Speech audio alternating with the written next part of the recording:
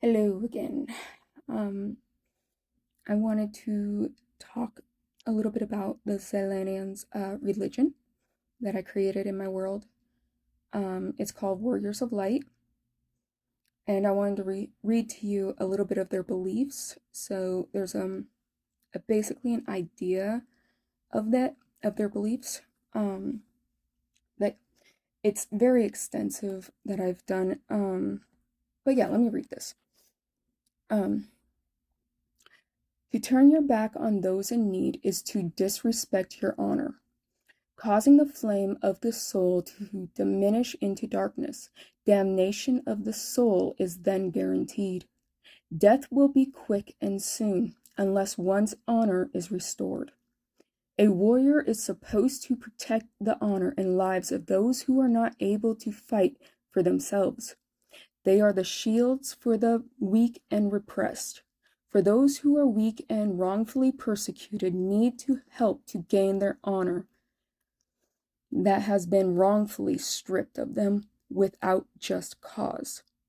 Never dishonor those around you, for you are then only dishonoring yourself and your name.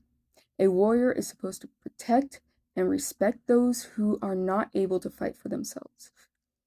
They are the oh, it's repeating itself. Can you tell? I'm not very good at I didn't realize it was repeating. And this is unedited because I actually have it written down and I edit it and whatnot, and I completely forgot to space it from the unedited version. Whoops. But I also wrote a note here about Vasca, the king that becomes Samson's best friend, who then becomes his ex-best friend. And that's a story in itself. But basically, Vasca preaches sermons and prayers only to hypocritically go against the teachings in front of his people. Very much do as I say, not as I do teachings.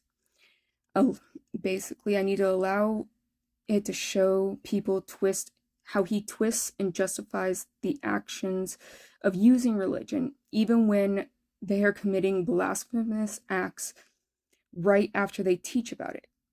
And basically, what is blasphemous to them? Vasca basically says, I am right, you all are wrong, and I will never be persecuted. His people end up fearing him. So, part two. Part two. So, I wanted to add to this a funeral prayer that is read, well, and sang.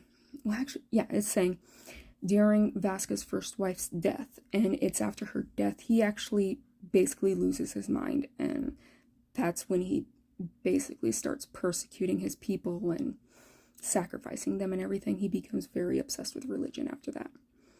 But this is a prayer, a funeral prayer. Warriors, maidens, those we seek to offer protection, we humbly ask you to guide our hearts to see evil with clarity and good with purity. Guide our bodies to fulfill prophecies that you so kindly laid out in mercy. Guide us on our paths to protect the innocent and those who ask. Gods and goddesses of purity, who gave their teachings so humbly, I seek nothing but your blessings to protect the souls from tragedy. I ask that you so kindly bless my family with your teachings to uphold our honor. Guide my children's vessels to lead a path that is worthy of their souls to be blessed with sincerity, for they seek your amenity for your teachings. We offer this vessel for our blessings. Now, in their culture, a body is nothing more than a vessel for the soul, and the soul resides in the heart. In their culture, it's not just for religion. They actually take the heart out and they place it in what they call a heart box. And it's placed in catacombs that are in caves. They live in a very rocky, kind of swampy, mountainous area. And when somebody proposes, they basically say, I want my heart to rest with yours.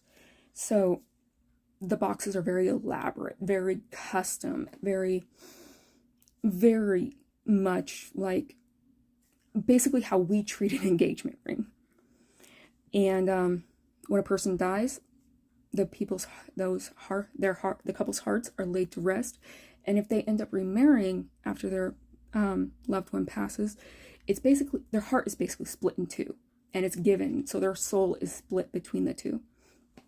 And yeah, it's a unique way of religion. And but yeah, they basically burn the body, almost Viking style, remove the heart, basically Egyptian style.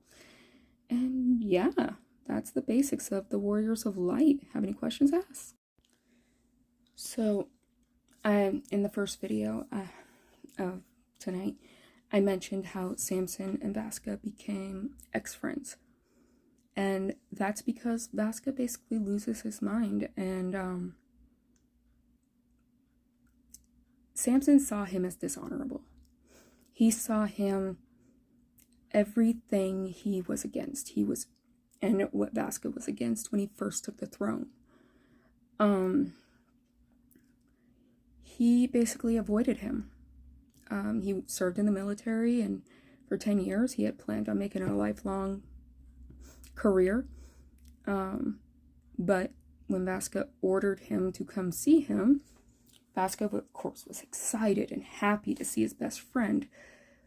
But Samson wasn't happy. He greeted him very coldly, and Vasca basically demanded to know what was going on.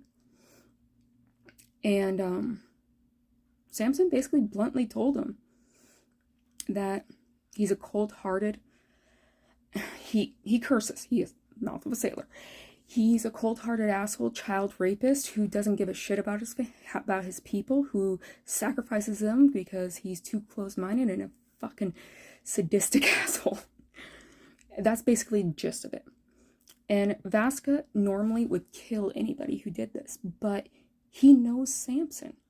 Samson doesn't care if he's killed. What he protects and means the most to him is his honor.